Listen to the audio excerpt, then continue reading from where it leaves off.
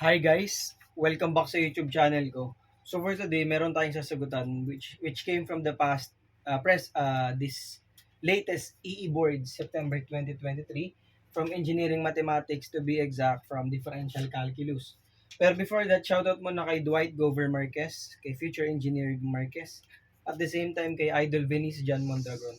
And thank you so much to those who keep on supporting our channel, and God bless you always, Dwight and Venice.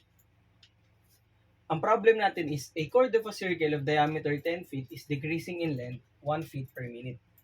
Find the rate of change of the smaller arc subtended by the chord when the chord is 8 feet long. So Sir IJ, how do we do this? So first thing, you have to illustrate the drawing. You have to illustrate the problem by drawing a circle.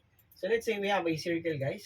So assume natin this is a perfect circle. Kunyari na lang perfect circle yan. Tapos meron tayong diameter na 10 feet. So this is the diameter, right? And we have a chord 8 feet long. So this is the length of the chord. Okay? So kunyari na lang circle mga lodi, kahit di siya mukhang circle. So ito yung chord natin. Tapos ito yung diameter natin. Ang hinahanap kasi is the rate of change of the smaller arc. Ito yung arc na yun, yung smaller arc na sinubtend ng chord natin. So how do you do that, Sir IJ? So let's say this is the center of the circle. So if we connect this one, so if we will connect this one, guys, this is the radius of the circle, right? Okay, so kinonect lang ni Sir IJ. So that is a radius of a circle. So let's say this is designated as the length of the arc, and this is, let's say this is the length of the chord. Assume that this is theta. So lagay tayo ng theta, mga lodi cakes.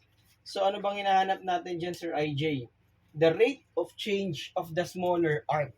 So we are looking for the DLA over DT, kasi rate of change of the length of the arc subtended by the chord, right?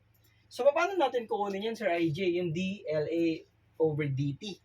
So ano ang formula ng arc length with respect to the radius? So alam natin that the arc length is equal to the product of the radius and the angle subtended in terms of radians. So LA, so that is just the product of the radius of the circle and the angle subtended in terms of radians, or the central angle to be exact. So since we're looking for this, so just differentiate both sides of the equation with respect to t. So dLA over dt equals r d theta over dt. Kasi yung radius naman ng circle natin hindi po nagbabago dun sa problem natin. So that is just a constant. Yung theta natin can change. Siyempre magbabago yun. Depende dun sa length ng chord. Tama ka dyan. So anong gagawin natin? Although yung iba natin mga lodi cakes, niluluksum lang to. Pero mas maganda kung alam pa rin natin yung solution. So ito na yan. So meron tayong first equation. Let's say this is the first equation. So ano nang next na gagawin natin, Sir IJ? So how do we compute for the length of the chord in terms of the radius? Okay. Di ba ito radius to? Ito radius to. Since these two are equal, then this triangle is an isosceles triangle. So kapag sa isosceles triangle, kapag itong angle na to, hinati mo into two equal parts, or into two equal measures. So ang tawag kasi dito is the vertex angle. Ito yung mga base angles ng isosceles triangle. Ito yung vertex angle. When you draw a line na hinati itong angle na to pataas, this will form two congruent right triangle. So this is perpendicular, mga lodi cakes. And these two are equal. Okay? So let's say this will be theta over 2 now. So let us redraw, guys. Kapag dinrawing natin yung kalahati ng right triangle na yan, ito yung theta natin. So this will be theta over 2. Hinati ko sa dalawa, guys, ha. Tapos ito yung kalahati ng chord natin, LC over 2. Tapos this is R. So what trigonometric function will we use? Or are we gonna use to find or to relate this, and this? So this is opposite over the hypotenuse. So you have sine of theta over 2 is equal to LC over 2 all over R. Right? Paano yan, Sir IJ? Simplify natin to, LC over 2 all over R. So this can be simplified as all over 2R now. Okay? Ano bang hinahanap natin? So, yung rate ng change dun sa smaller arc. So, pwede natin dito isolve yung L sub C. So, that is the length of the curve is equal to 2r sine of theta over 2. Alright? So, anong gagawin natin, Sir IJ? Differentiate natin with respect to theta. So, with respect to t.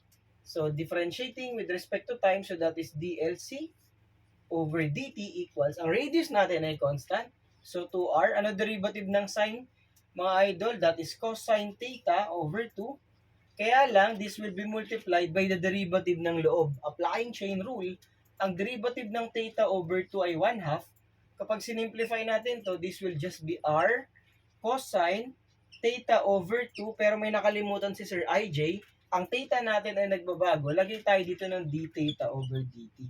So, nakalimutan lang natin d theta over dt. So, that is dLc over dt. Sana klaro yan mga Lodi Cakes, ha? So, ano na next, Sir IJ? So, ang gagawin na natin dyan, guys, is isosolve natin yung d theta over dt kasi isa-substitute natin siya dito. So, ano ba yung dLc over dt? Binigay siya, di ba? Ito yung binigay, which is decreasing in 1 feet per minute. So, that is 1 equals r, which is, since diameter is 10, kalahati niyan ay 5. Cosine ng theta over 2. Saan manggagaling yung value niyan, Sir IJ? Di ba ito is, 8 feet? 8 feet yung natin, di ba, length ng cord? So, ano kalahati nun? That's 4. So, this will be 4. Ang radius natin ay 5. Di ba, ang sine natin is 4 over 5. If you will complete this right triangle, so, alam natin, if alam nyo yung basic Pythagorean triple na 3, 4, 5, malalaman nyo that this is 3 units, or 3 feet, to be exact, in terms of the units na binigay. So, this is 3, this is 4, this is 5. Cosine is adjacent over the hypotenuse. Therefore, cosine theta over 2 is equal to, okay, tama ka dyan, idol. That is 3 over 5, Sir IJ. D theta over dt. Cancel, cancel. Solving for d theta over dt. So, that is 1 over 3. Okay? So, ano nang gagawin natin, Sir IJ? Dito, substitute mo na dito. So, ano radius natin? That is 5 multiplied by 1/3. Therefore, the final answer for the given board problem is 5/3 feet per minute. Ganun lang po siya kasimple. Pero yung iba natin mga Lodi Cakes, niluluxfam na lang kasi naulit na to ng mga past boards natin.